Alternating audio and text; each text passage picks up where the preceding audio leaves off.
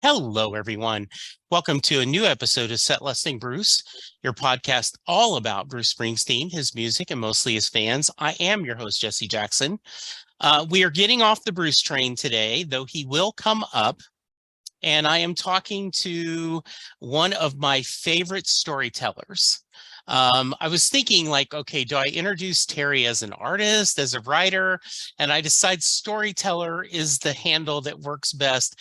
Terry Moore, welcome to the podcast. Thank you, Jesse. I'm glad to be here, and I like that handle. Storyteller that's a good one. Thank you. Yeah, well, thanks. I was going to ask, how do you, when someone says, "Hey, what do you do for a living?" What do you usually tell them? I don't like what I tell them. I usually have always said, "Well, I make comics," and then that conversation immediately goes south because they say, "Oh, are you in the newspapers?" "No, I do comic books." "Oh, you do Spider-Man?" "No." "Do you put Batman?" "No." Yeah. So it's a lot of that. Yeah. Would you know anyone? Um, I am sure you remember this because every time we run each other at the convention, I tell this story again, but my listeners don't. Terry was at Keys Comics years ago, just years ago, and he was doing a signing, and this was early in the days of Strangers in Paradise, and we were talking, and I got onto a miniature rant about a Spider-Man comic book that had the Beyonder, and the whole issue, Peter Parker was worried about selling a gold sketchbook to pay for his aunt's medical bills. And I said, that just makes no sense. I don't do it. And Terry looked at me and says, you need to buy my book because we handle real world. Hold on, Tay. And I did. I picked up Strangers in Paradise. It was, I think, the mini series still. Yeah. It may have been that long ago. Yeah. And fell in love with your art and your story. And so thank you for that. And it's been a great experience ever since. Well, and I kind of got off on my own thing doing my style of comics because of the same rant. Yeah. I grew up loving Batman and Spider-Man and Superman, and then as you get a little older and the stories maybe go a little off what you think the track should be, you begin to have opinions, And so I began to have opinions about, gosh, I wish Batman wouldn't do this or would do that. Same with all the other characters. And that kind of drove me into making my own story. Yeah. So I kind of did this backwards. Terry Moore is a storyteller. He has written and drawn actually a lot of Main Street comics. Spider Jane and Mary Jane and Spider-Man. I like Spider Jane. That's a good one. Yeah, Spider King. Yeah. But you're mostly known for your own stories. Strangers in Paradise, probably, if push comes to shove, is your most well-known book. Wouldn't you say? Yes, I definitely am standing on the rock of Strangers in Paradise because I did it for so long, maybe. I did it for, I don't know, 12, 13 years. And I've done a lot of titles since. They each have their own fans, but I am very happy to stand on the bedrock of my first book, Strangers in Paradise. And so there's a Strangers in Paradise character in every other book. So it really was the center of my universe, and now it's all one big long golden thread. Yeah. Much like the Heinlein verse, where he decided Lazarus Long was, every story was going to hinge off Lazarus Long. I've done the same thing with my Strangers in Paradise characters and just kind of built my own world. Maybe it's not too different from the Marvel verse, Yeah. So I'm going to get to music in a little bit, but I did want to share this to you. And I don't know how unique this story is, but I'm a 63-year-old white guy, grew up in, southern Louisiana, Southern Baptist home, and homosexuality was not something you explored a lot. And Strangers in Paradise is a love story with two female leads. And I think if I had to put in place something that helped me grow to understand love is love, I certainly would not put Strangers in Paradise the only thing, but I do believe it is one of the building blocks that helped me understand life is a little bit different than growing up in a small town in Louisiana. Do you get that very often? Yeah, I do, because I'm not any of my characters. Right. So the quick explanation is I feel like a reporter. I'm Yeah. not, I don't have an avatar in the story. Mhm. I am the writer, the observer. And what opened that other world to me? I have basically the same background you do. I lived in Arkansas and Alabama. Yeah. And we both ended up in Texas. But so I have that same Southern thing, and none of this was ever on my radar until my first cousin, Ben, who was gay. He had a horrible time growing up in Forest City, Arkansas. There's no acceptance there. As soon as he was old enough, college age, he moved out to San Francisco, started becoming trained to become a bakery chef.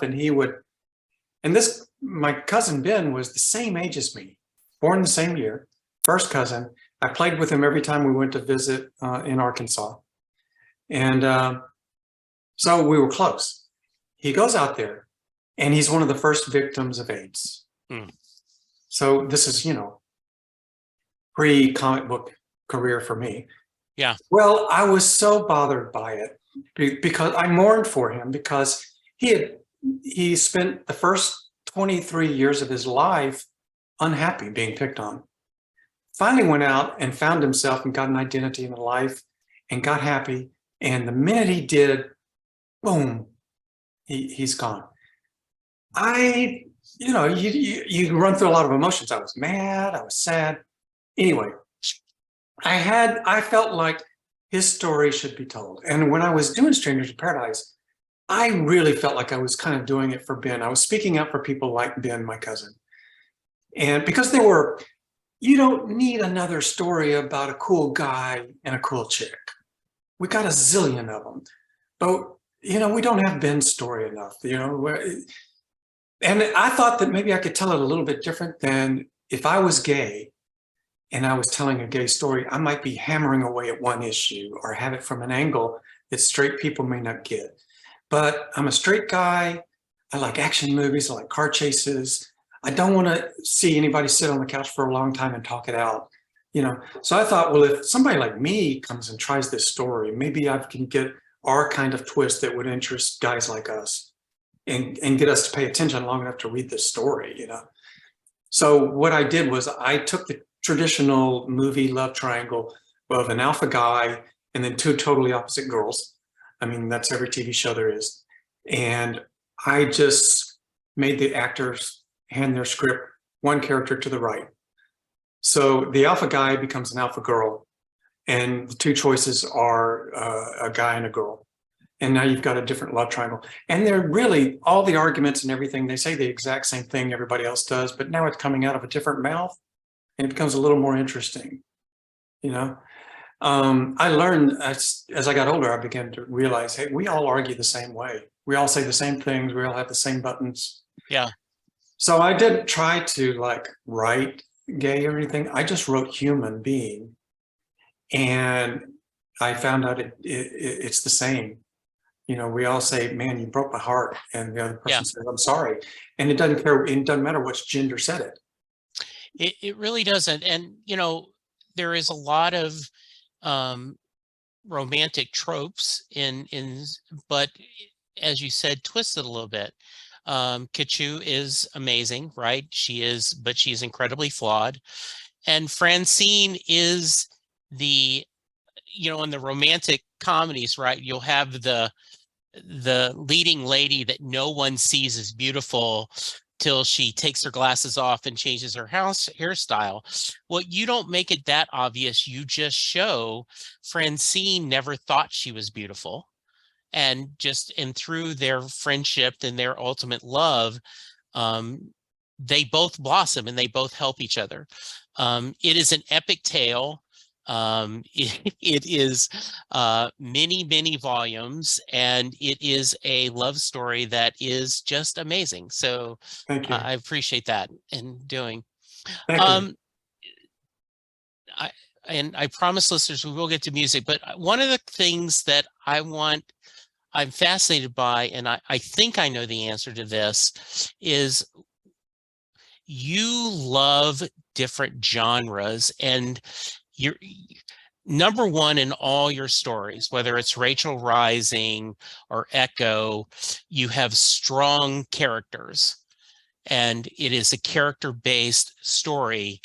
But you love, like, hey, let's do a science fiction show. Let's do a horror show. I assume that's by choice. And talk to me a little bit about that. Yeah, um I do love all these genres. I mean, I'm a movie buff. Yeah, I've read a lot. I've watched everything. We've all watched the same stuff. Um, so yeah, I wanted to do a horror story. When I finished Strangers in Paradise, the worst thing I could do was come out with a clone of it. right. So I came out with a science fiction story, and it was an honestly, it was an honest idea. I mean, I came by it honestly because I'm really interested in science and all that, and I follow physicists on YouTube and try to understand what they're all looking at. Yeah. Well, you do that long enough with somebody who's a little miswired like me, and eventually I become coming. I invent fiction. Give me a Mhm. setup, and I'll give you a fictional story about it. So I came up with the idea for Echo, the second story, and then after that, I wanted to do something totally different. So I did a horror story with Rachel Rising, and I had a lot of long years and years of thinking about some of the themes that are in there. So it was a great way to get, to address that. It's not like I'm just making them up off the cuff and having to go research it, Yeah. like you read some people might do. These were things that were just sitting around in my head anyway. And then I got into Motor Girl, which is about a war veteran coming back with PTSD and coping with an invisible gorilla. Uh,